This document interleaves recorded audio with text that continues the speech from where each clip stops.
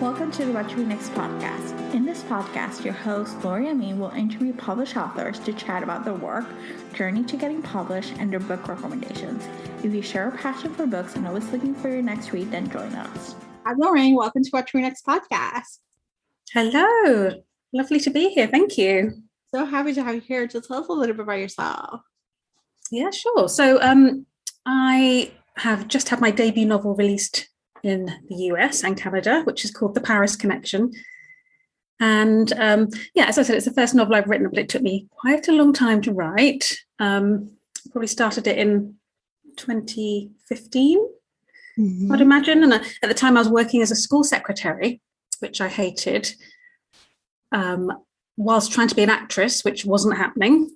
So I was kind of working, full time. And every lunch hour, I would rush out and spend an hour writing in a coffee shop near the school. And I would just do a little bit at a time.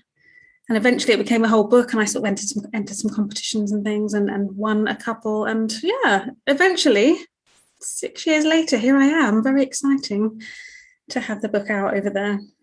This is very exciting. I love this. So let's talk about The Paris Connection. Tell us the elevator pitch. What is it all about? Yeah, so it's a modern love story that is about a couple who get separated on a night train and end up in different European cities. And while they're separated, secrets are revealed. My main character, Hannah, meets a very handsome Parisian man called Leo, who makes her see things in a slightly different way. And so I guess the tagline is, can one split second change your life forever? I love this. So talk to us about the source of inspiration. Like, what inspired you to get this novel? Was it like the idea, like a plan to seed it about this misconnection, or was it something else? Like the characters came to you, Yeah, so I guess the idea for the story, the hook of the story, which is the train separating, came to me when it came to years ago, before I'd even thought about writing a book. My brother went on a trip across Europe with his girlfriend on a train, and they also very much liked sleeping. And so when they couldn't sleep, it was too noisy on the carriage, one of them got up to move seats. And when she woke up, she couldn't find my brother, and the train had separated in the night. And they ended up in different European countries, like in Eastern Europe. And, we all laughed about it at the time, and it was fine. They found each other. And I remember thinking at the time, oh, wow, that would make a really good beginning to like a book or a film. And so when I sat down to write a novel, and I knew I wanted to write, a rom-com, a romantic comedy, I thought, oh, I wonder if I could use that, start there. So I started with that. And then I guess the next thing I did was thinking about what kind of person would find it most difficult to be separated from her boyfriend, stranded in a strange city, and what sort of person might benefit from, having that kind of adventure and challenge. And so I just kind of built the character from there, really. I love this. And so did you plot it out, or did you pants your way through it? A bit of both.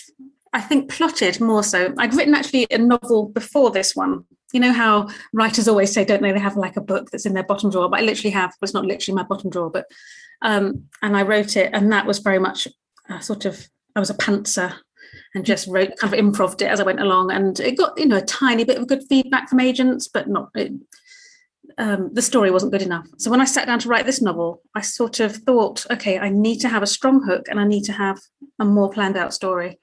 So I did plot the whole thing. I had all these post-it notes on a big piece of paper. And I thought a little bit about character, but luckily for me, actually, I was doing at the same time a course in psychodynamic counselling, which is like a sort of psychotherapy course, which was very hardcore, actually, and a lot of work. But what it did do was week after week, I'd be learning more about the human psyche and why we are the way we are, why we find ourselves in the same relationships over and over again. And so, almost each week, something would come to me that I could add to the book or change, or add a bit of backstory, so that all came together really well, even though it meant that I had really no free time for a couple of years, but it's worth it. It's worth it. Now it pays off. Now you're like, yes, exactly. I have the background, so I can write on the novel, and I have all these background stories that I can come up with. So yes, definitely. Oh, it's awesome. So what has been the process? Have you written something in the pandemic, or like now we've been with this lockdown of some sort, for the past year and a half. How has it been for you? Well, yeah, it was a shame, for many, many people, and many reasons. It's obviously been horrendous, but for me, I gave up my job as a school secretary on something like March the 15th or something, and then London went into lockdown, or the UK went into lockdown on the 20th or something. So literally, I didn't get to enjoy, not being a secretary and then being a full-time writer, because I was stuck in my flat. I live in a flat with my boyfriend, and we have a little boy. So then we pretty much, I think, straight away had to do homeschooling, which was a nightmare. It was so hard, and trying to write in amongst all of that. But what I did was I had to write a second book, actually, because I have a 2-book deal in the UK with Orion. So I sort of had a deadline of November. So this was March. I had to write a book by November and hand it in. So I really plotted it out carefully. And I worked sort of some evenings. I did some courses actually online from America. So they were sort of late night UK time. And I sort of plotted out the whole thing. And then any time that my little boy was otherwise engaged, perhaps out playing football with his dad or something, or I don't know, I would have an hour and I would just write. And because I'd planned it out quite carefully, it meant that, I could really use that hour to write. So actually, I wrote the whole first draft very quickly. I did set it in an apartment block in London, which is pretty much where I live. So it's not...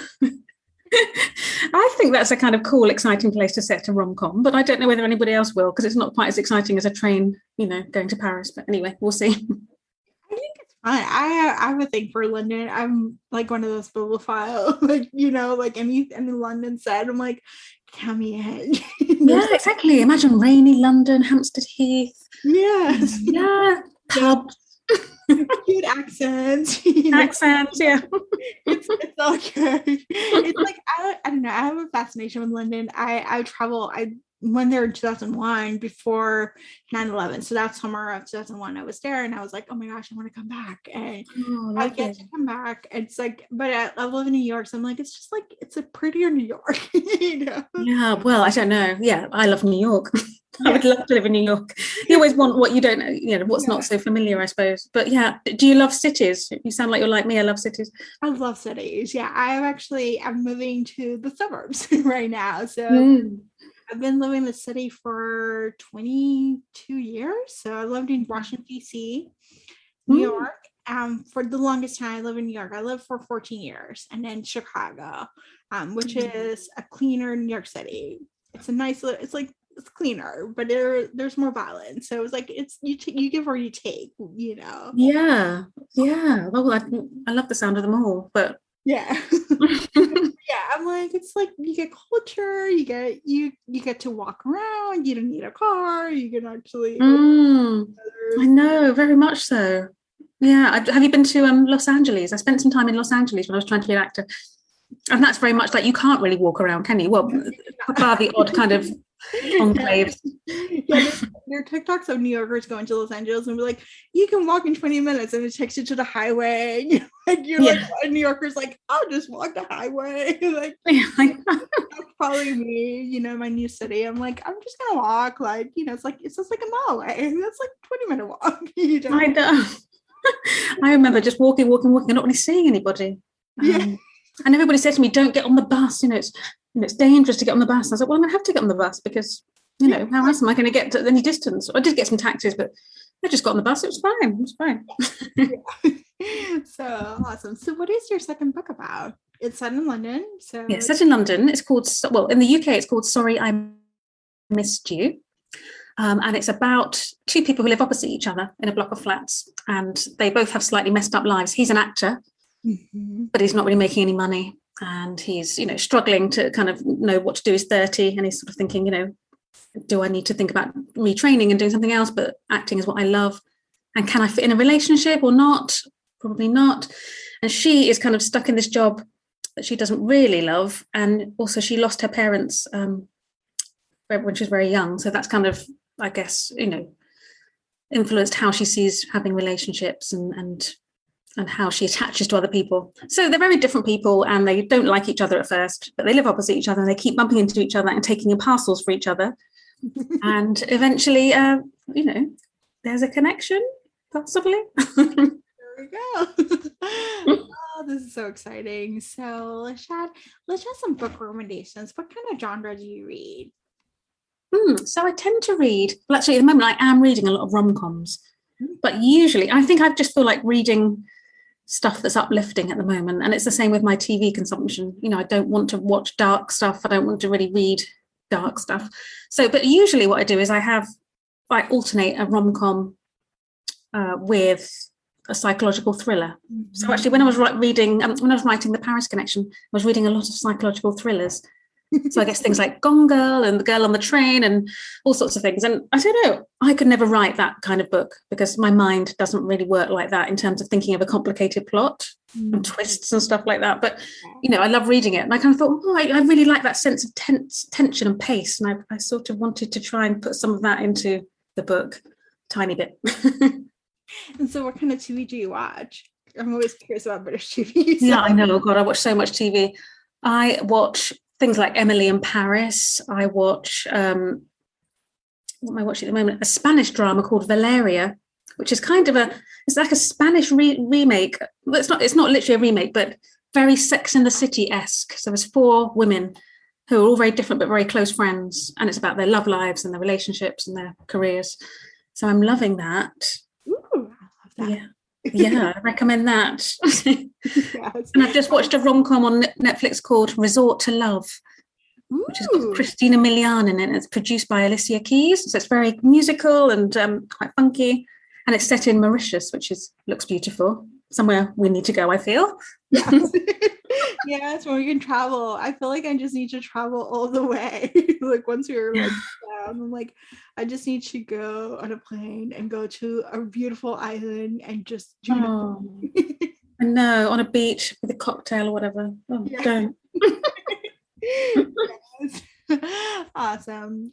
So let's see. Tell us where you can find you online. Oh, sorry, what was that, Laura? Tell us where you can find you online. So website and Instagram and all the. Yeah, sure. So I have a website, which is www.lorrainebrownbooks.com. And I have Twitter at LorraineBrown23. And I have Instagram at LorraineBrownAuthor. So Instagram's probably my favorite because I don't know, I just like uploading lots of images. And actually, I would love to be going out and about a bit more. I really want to go to Paris again so that I can take lots of lovely pictures of Paris and put them on Instagram. But at the moment, my pictures are very London-centric. It's all good. Yeah, sometime soon. Maybe we get to travel again. So soon. Let's hope so. Awesome. Thank you, Lorraine, for being on the show. Thanks so much for having me on. If you enjoyed this podcast, feel free to share with friends, subscribe, rate, and review the show. This is the easiest way to support the podcast. For book recommendations, author interview archives, and other fun book resources and tips, please visit WhatchReNextBlog.com. The Watch Read Next podcast is part of the Frolic Network. To discover new shows to listen and love, please visit frolic.media/podcast. Thank you so much for listening and have a great day.